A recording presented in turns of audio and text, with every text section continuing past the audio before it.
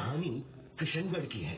इस गांव की सीमा पर रात होते ही 3 सिर कटे भूत नजर आते हैं। जय हनुमान ज्ञान गुण सागर, जय कपीस तिहुर को उजागर, रामदूत अतुलित बल धामा। चाहे कितना भी भगवान जी को याद कर ले, हम यहाँ से नहीं जाएंगे। ये भी उन लोगों के साथ शामिल है। मैं इसे नहीं छोड़ूंगी। मैं भी। वो बेचारा भागता रहा और 3 सिर कटे हुए भूत उसका पीछा करते रहे। छोड़ दो मुझे, छोड़ दो, मैंने तुम्हारा क्या बिगाड़ा है, छोड़ दो मुझे। मेरा नहीं बल्कि इन गांव वालों का। माफ कर दो, माफ कर दो। 3 सिर कटे भूतों ने उस आदमी को घेर लिया। वो बेचारा डर के मारे कांपने लगा और उस आदमी को वही दिल का दौरा पड़ा और वो मर गया। इसे तो मारने की भी जरूरत नहीं पड़ी। अगली सुबह गांव वालों को उस आदमी की लाश मिली। सरपंच जी, ये तीसरी मौत है। मैं जानता हूँ। और हो ना हो, ये भी उन 3 सर कटे भूतों ने ही किया होगा। हमें कुछ भी करके उन 3 सर कटे भूतों की आत्मा को शांति दिलवानी होगी। हमने कोशिश तो की थी, पर याद है ना क्या हुआ? उस साधु को अपनी जान गंवानी पड़ी। मेरे रिश्तेदारों के गांव में एक बहुत ही शक्तिशाली बाबा है, हमें उनकी मदद लेनी चाहिए। ये भी करके देखते हैं, तुम उन्हें भी बुलवा लाओ। ठीक है। इस आदमी की मौत से गांव वालों का डर बढ़ने लगा। गांव की औरतें आपस में बातें करने लगी। मुझे नहीं लगता कि वो सरकते भूत कभी इस गांव को छोड़कर जाएंगे। इसलिए मैंने इनसे कहा है कि जल्द से जल्द हम इस गांव को छोड़कर चले जाएंगे। पर कहाँ? कहीं भी। कम से कम जिंदा तो रहेंगे। हाँ, वो भी है। मैं भी अपने पति से इसके बारे में बात करती हूँ। हाँ। कुछ दिनों बाद वो शक्तिशाली बाबा किशनगढ़ पहुँचे। गांव में कदम रखते ही वो समझ गए थे कि यहाँ कुछ तो गड़बड़ है। यहाँ जो भी है बहुत शक्तिशाली है। इसके लिए आपको बुलाया है बाबा। अब तक उन 3 सर कटे भूतों ने 3 लोगों को मार दिया है। पहले हरिया काका, फिर एक बाबा और अभी कुछ दिनों पहले मोहन को। वो 3 सरकटे भूत हैं कौन? वो हमारे गांव का ही एक परिवार था, धामू का परिवार। धामू, उसकी पत्नी काव्या और बेटी चांदनी। इनकी मौत कैसे हुई? कुछ हथियारों ने इन्हें घर में घुसकर मारा।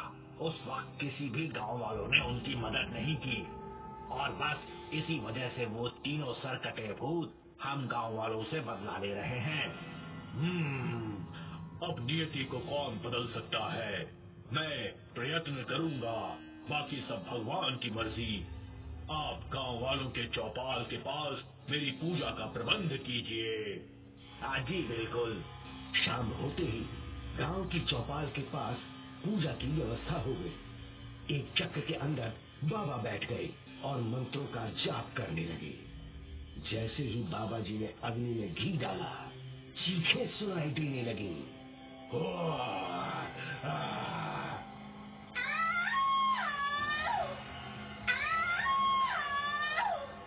धामू, काव्या, चांदनी, यहाँ आओ, मेरे पास आओ। बाबा के मंत्रों का असर 3 सिर कटे भूतों पे हो रहा था। वो लोग तड़प रहे थे। ये कौन आ गया? किसने अपनी मौत को दावत दी है? मेरे सामने आओ, जल्दी। बाबा ने अग्नि में फिर से घी डाला और 3 भूत तड़पने लगे। ना चाहते हुए भी उन्हें बाबा के सामने आना पड़ा। छोड़ दे हमें, जाने दे। अगर अपनी जिंदगी से प्यार है तो छोड़ दे हमें, वरना मारा जाएगा बेवकूफ। बाबा ने अपने मंत्रों को जारी रखा और एक एक करके 3 सिर कटे भूत बाबा के सामने गिर गए। किसका क्या होगा वो तो भगवान के हाथ में है। मैं तो तुम तीनों को मुक्ति दिलवाने आया हूँ। हमें मुक्ति नहीं चाहिए, हमें बदला चाहिए। ये सारे गांव वाले मरेंगे। इनको मार के तुम्हें क्या मिलेगा? तुम्हें मारने वाले तो कोई और थे। हम इनकी वजह से मरे और ये लोग हमारे चीखने पर भी हमारी मदद के लिए नहीं आए। तुम्हारे साथ जो हुआ वो मैं जानता हूँ, पर अब तुम्हारे पास मुक्ति ही एक मार्ग है। तुम नहीं जानते, जानते होते तो यहाँ नहीं आते। कई साल पहले मैं भी इसी गांव में रहता था। हमारा बड़ा घर था और हम सब खुशहाल थे। मैं यहाँ के डिस्ट्रिक्ट ऑफिस में काम करता था। एक दिन मेरे पास एक फाइल आई जिसमें लिखा था कि हमारा गांव बंजर है, इसलिए वहाँ की जमीन एक प्राइवेट बिल्डर खरीदना चाहता था। मैं तुरंत अपने हायर ऑफिसर के पास गया। सर, कृष्णागढ़ बंजर नहीं है। मैं भी उसी गांव में रहता हूँ। हमारी भी जमीन वहाँ पर है और कोई भी जमीन बंजर नहीं है। तो ये कॉर्पोरेट प्रोजेक्ट क्या है सर? तुम तो जानते हो ना दामू, ये सब ऑर्डर ऊपर से आते हैं। ये किसी बड़ी कॉर्पोरेट कंपनी का प्रोजेक्ट है। पर ये तो गलत है ना सर? मैं ज्यादा से ज्यादा तुम्हारे लिए कुछ कर सकता हूँ। तुम चाहो तो पैसे ले लो, पर मैं वो प्रोजेक्ट रोक नहीं सकता। आप नहीं रोक सकते तो मैं रोकूंगा सर। मैंने ये सारी बात सरपंच जी और गांव वालों को बताई। उस वक्त सब मेरे साथ थे, पर जब उन कॉर्पोरेट वालों ने गुंडे भेजे तो हमें बचाने कोई नहीं आया। हमारी चीखें किसी ने नहीं सुनी। बचाओ! कोई हमारी मदद करो! बचाओ, बचाओ, हमें बचाओ, हमें बचाओ। उन गुंडों ने एक एक करके हमारे सर धड़ से अलग कर दिए, लेकिन इन सब का बदला तुम मासूम गांव वालों से नहीं ले सकते और हमें लेना भी नहीं है। तो तुम गांव वालों को क्यों मार रहे हो? अब तक हमने किसी भी मासूम की जान नहीं ली। झूठ, बिल्कुल झूठ। हरिया काका, वो साधु और मोहन, तीनों को तुमने ही बेदर्दी से मारा है। हाँ, इन तीनों को हमने ही मारा है। उस दिन हरिया काका उस कॉर्पोरेट वाले से पैसे लेकर लौटे थे। हरिया काका, ये आपने गलत किया। इन पैसों से गांव बर्बाद हो जाएगा।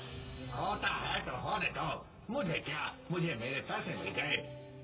इसलिए हमने मिलकर हरिया काका को सूली पे लटका दिया।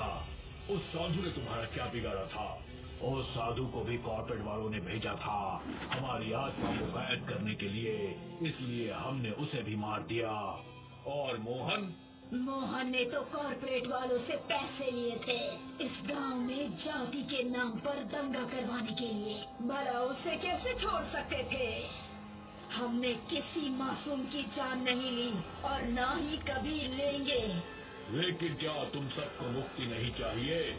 नहीं, क्योंकि अगर हम लोग मुक्त हो गए तो वो कॉर्पोरेट वाले इस गांव को बर्बाद कर देंगे। जब तक हम हैं वो इस गांव से दूर रहेंगे। मैं तुम्हारी बातों से सहमत हूँ। सरपंच जी, क्या आप भी इन तीनों को मुक्त करवाना चाहते हैं? हाँ, नहीं, मैं इन सब बातों से अनजान था। ये तीनों तो हमेशा हमारी भलाई का सोच रहे थे और हम सोच रहे थे कि ये हमसे बदला ले रहे हैं। हमें माफ कर दो धामू। उस रात अगर हमने तुम्हारी मदद की होती तो आज तुम जिंदा होते। शायद विधि का विधान यही था कि हम भूत बनकर इस गांव की रक्षा करें। आप सभी को हमसे डरने की कोई जरूरत नहीं है। हम आप लोगों को कोई नुकसान नहीं पहुंचाएंगे। हमें माफ कर दीजिए भाभी। हम सबको माफ कर दीजिए। अब मेरा काम हो गया, मैं चलता हूँ। तुम तीनों हो इस गांव की रक्षा के लिए। पहली बार मैं भूतों को आजाद छोड़ रहा हूँ, वो भी इंसानों की भलाई के लिए। धन्यवाद। बाबा वहाँ से चले गए। तीनों सिरकटे भूत गायब हो गए। अब भी अक्सर वो गांव वालों को नजर आते हैं, पर कोई उनसे डरता नहीं है, बल्कि गांव वाले खुश हैं कि उनके रक्षक उनके साथ हैं।